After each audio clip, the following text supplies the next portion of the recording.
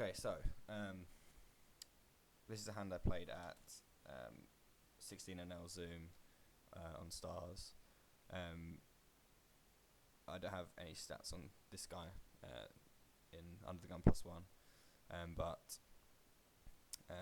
that's not going to matter too much as he gives me a decent amount of information from his action. It's not actually the most interesting spot in the world because I think it's fairly standard. I'm 90% sure that everything I do is completely fine, or 95% sure, but I just want to just go over it and double check it to make sure there's nothing I've missed or it's possible that that I missed anything on any particular street or anything interesting to mention, so that I didn't pick up in the actual hand itself. So anyway, Under the Gun +1 limps, which is the first sign that he's obviously not going to be very good a large proportion of the time, say like 90. Well, actually, he's just probably going to be bad pretty much 99% of the time. So it doesn't actually matter too much that I don't have a hands on him. Most fish that I'm going to play against, I'm just going to take a bet line to get maximum value.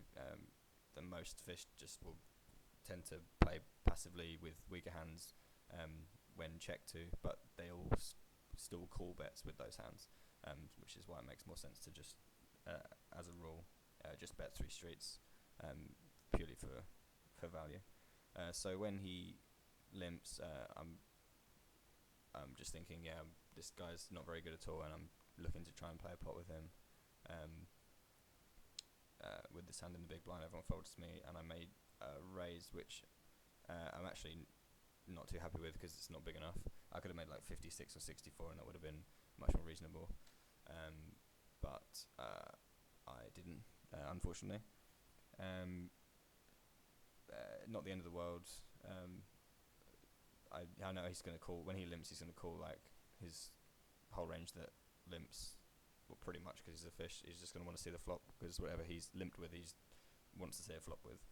Usually they're going to limp to call. So I could have made this like 64 and tried to build a bigger pot, especially because we're a lot deeper. I think this pot is something like 170 big blinds, maybe not that much, 160 big blinds or something like that. Anyway, so 160 big blinds. He calls, obviously. Obviously, I didn't make it enough, but said enough about that. I flop bottom set on 3 queen 6 rainbow. And like I said before, the flop, this guy's probably not very good, and I'm just going to go for 3 streets of value. Just bet, and look to get called by stuff like, as far as his range goes, looking at suited connectors, like 9-8, 7-6, all that kind of stuff. Pocket sixes is a possibility, but I'm obviously not going to be too concerned about that.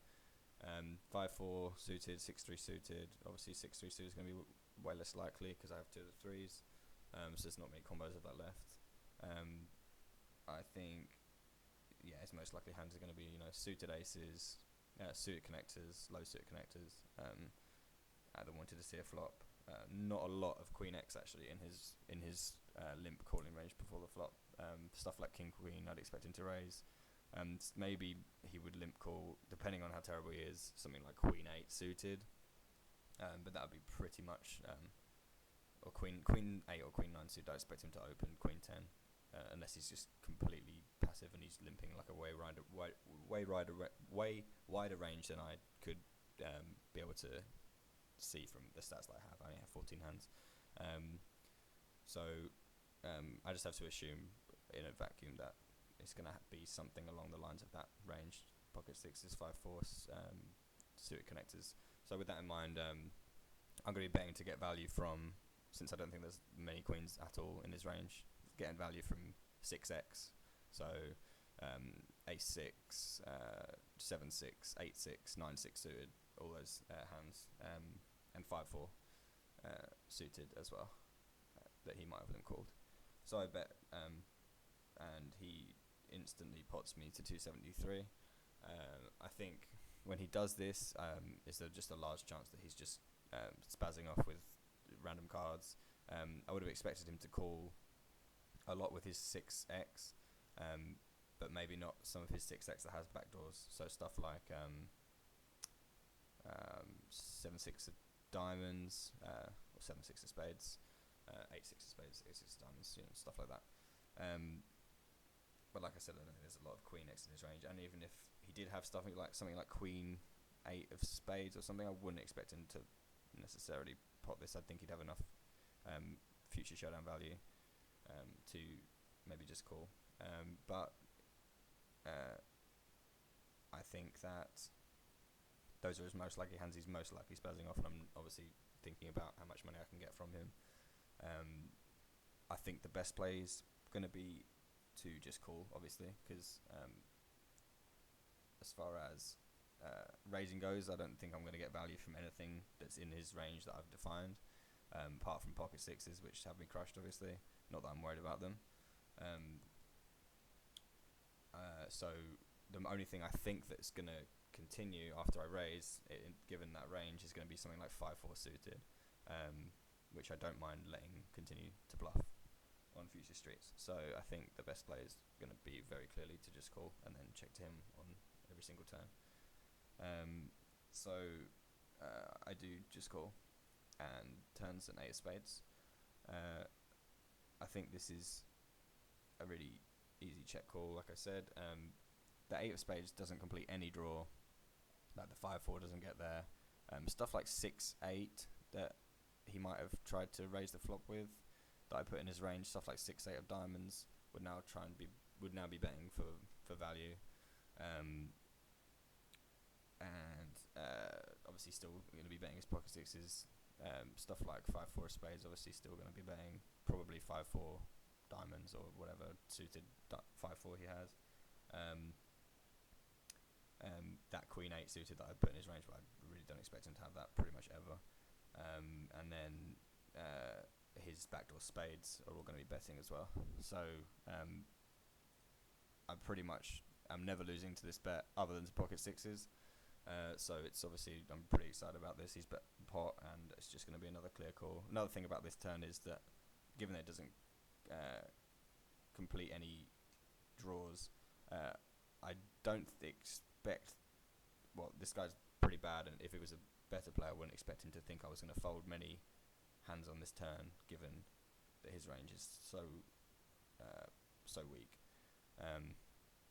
and that makes me wonder why he'd be betting so much, because I'm not folding ace queen, king queen against this type of player on this turn, and the 8 of spades isn't gonna scare me. So it makes me feel like he's maybe picked up equity if he didn't already have me beat with sixes. He's picked up this backdoor spade draw, or the 6-8, or or he still could be barreling with the 5-4.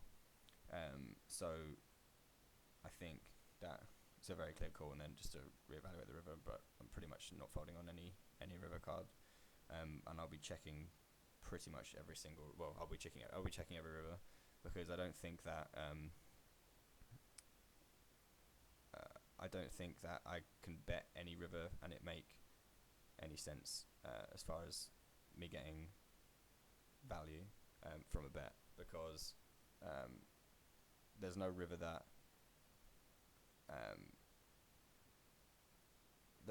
I want to bet to try and get him to call with like a hand that I don't know. Given that what I've defined his range at, I'm babbling massively, but given what I've defined his range at, there's a lot of stuff that I need to allow to bluff, basically, and the stuff that is going to value shove, like sixes. The only thing that really makes sense for me to bet with is 6-8 against his 6-8, and I don't, he's not going to have that very often at all, and that's probably something he's going to bet himself anyway. So I'm pretty much accomplished nothing. I'll be betting and taking him off of all of his bluffs, which are going to try and take me off of my one queen hand, or just king, queen, ace, queen, single pair hands. I think this is just going to be a pretty clear check when I call the turn. 10 of spades is obviously not my favourite river in the world. It completes a lot of the backdoor spade draws, which I actually think is a pretty significant. I'm not sure percentage-wise how significant a part of his range it is, but I think that if he was to the thing about the eight of spades is it just doesn't look, like I said, like I'm going to be folding my queen X, which makes me just think he picked up extra reasons to want to keep continuing to bet. So it'd been like a six. Sorry, if it'd been like a more blank card, like a nine of clubs or something like that, then I wouldn't expect to hear anything from him if he was getting out of line on the flop. And also if he didn't have spades and he could represent backdoor spades kind of thing. So it's just looks like a card where he can try and maybe set up a river bluff, but I don't really want to give him too much credit for thinking anywhere near that level. I don't think he's thinking too much about what he can try and make me fold. He might have just been thinking I've picked up extra outs or the board's getting a little bit scarier, even though to him it might look like it, but it really didn't, considering his range. And it just looks like when I call the turn that I'm holding on with a one pair hand. So when I get to this river, it's really hard for me to fold because I think he's going to be doing this with a lot of his stuff, considering the type of player that he is. So it's going to always be a situation where I'm going to be way too far at the top of my range to ever be folding. This is going to be a really good bet with his 5-4 and stuff like that against random stuff that he's decided. Because I think a lot of people at that sort of level of thinking don't really mind how much equity they have with their bluffs. They just think they want to get someone to fold a certain hand, or not even thinking about what the certain hand they're trying to fold out is, just trying to get them to fold whatever they might have. And it just looks like to him that if I didn't have a hand strong enough to raise flop or turn, because usually people will raise